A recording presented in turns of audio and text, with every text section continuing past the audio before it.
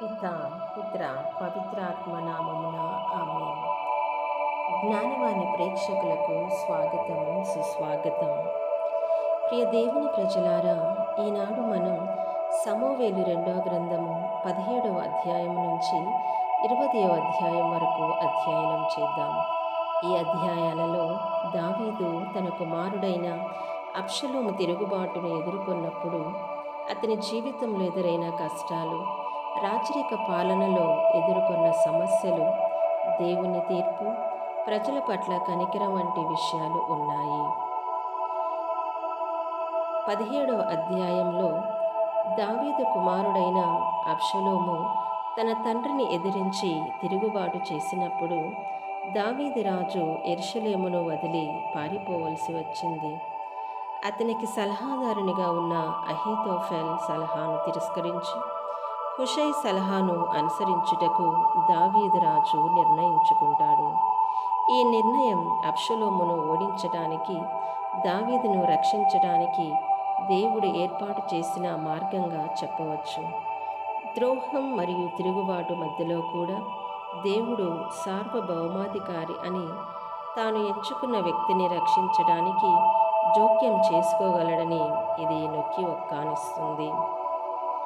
18వ అధ్యాయంలో అబ్షలోము సైన్యం ఓడిపోయింది. దావీదు రాజు యొక్క సైన్యాధిపతి అయిన యోవాబు అతనిని చంపివేస్తాడు. ఈ సంఘటన అబ్షలోము తిరుగుబాటు ముగింపును మరియు దావీదు తిరిగి రాజుగా అధికారంలోకి రావడానికి నాంది పలికింది. అబ్షలోము తిరుగుబాటుదారుడనే వాస్తవం ఉన్నప్పటికీ అతని మరణ వార్త విని దావీదు రాజు దుఃఖంతో కృంగిపోయాడు. ఇది దావీదుకు తన కుమారుని పట్ల ఉన్న ప్రేమ యొక్క గొప్పదనాన్ని తెలియజేస్తుంది. 19వ అధ్యాయంలో దావీదు రాజుగా యెరూషలేమునకు తిరిగి రావడం చూస్తాం. తిరుగుబాటు అణచివేయబడిన తరువాత దావీదు రాజు యెరూషలేముకు తిరిగి రాగా ఇశ్రాయేలు ప్రజలు అతన్ని ఆనందంగా, వేడుకగా స్వాగతించారు. ఈ అధ్యాయాలలో మనము దావీదు యొక్క క్షమాగుణాన్ని ప్రత్యేకంగా గమనిస్తాం. ప్రియ దేవుని ప్రజలారా, దావీదు యొక్క గొప్పదనం తన శత్రువులను క్షమించడం వల్ల తేటతెల్లమవుతుంది. దావీదు రాజు పారిపోతున్నప్పుడు అబ్షలోము అనుచరుడైన షిమీ దావీదును చాలా అవమానకరంగా శపిస్తాడు.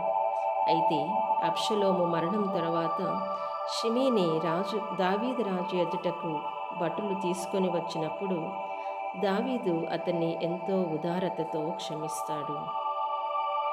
దావీదు రాజు జీవితం నిరంతరం ఒడిదుడుకులతోనూ సవాళ్లతోనూ నిండి ఉంది.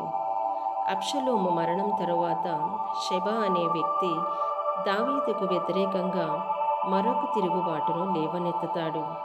అయితే యావే తోడ్పాటుతో షెబా తిరుగుబాటును దావీదు రాజు అణచివేస్తాడు.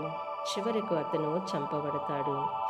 ఈ విధంగా ఇశ్రాయేలు దేశంలో యుద్ధాలకు ముగింపు పలికి శాంతి స్థాపన జరిగింది.